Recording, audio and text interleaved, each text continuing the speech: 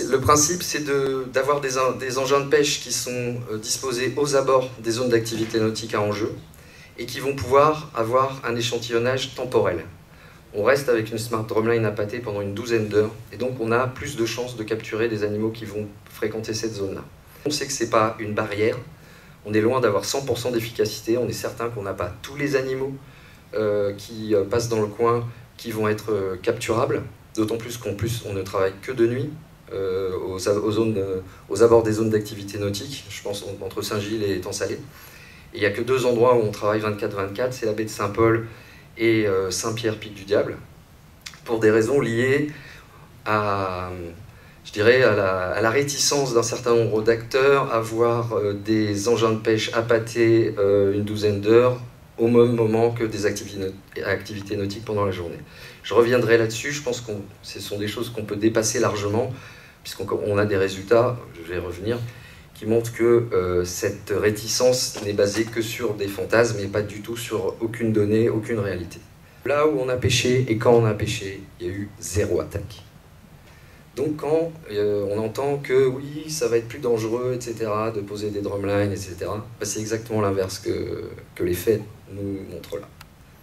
À l'inverse, là où on n'a pas travaillé et quand on n'a pas travaillé, malheureusement, il y a eu des attaques. On a eu des opérations post-attaque sur Saint-Leu avant que ce soit déployé, et immédiatement après l'attaque, on a pêché et on a capturé un requin bulldog. Pareil aussi, Boucan, le seul fois où on a pu travailler à Boucan, ça a été malheureusement après une attaque.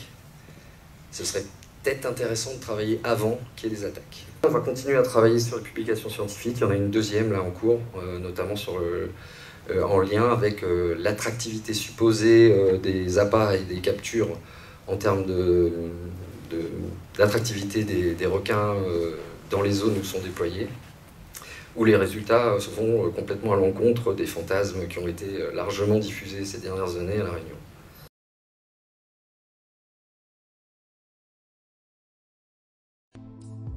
Dans le Queensland, le programme de pêche de prévention des requins est opérationnel depuis 1962 et il n'y a eu qu'une seule attaque mortelle de requins, sur l'une des plages protégées, depuis tout ce temps.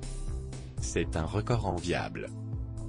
Quand a eu lieu la dernière attaque de requins devant une plage protégée? La dernière attaque sur une plage protégée a eu lieu en 1999 sur la plage d'Umtantweni. Un surfeur a été mordu par un grand requin blanc dans une eau très claire. Un incident similaire s'était produit à Balito en 1980, également à l'intérieur d'un périmètre de protection des baigneurs. Est-ce que les requins sont attirés sur la zone par les appâts?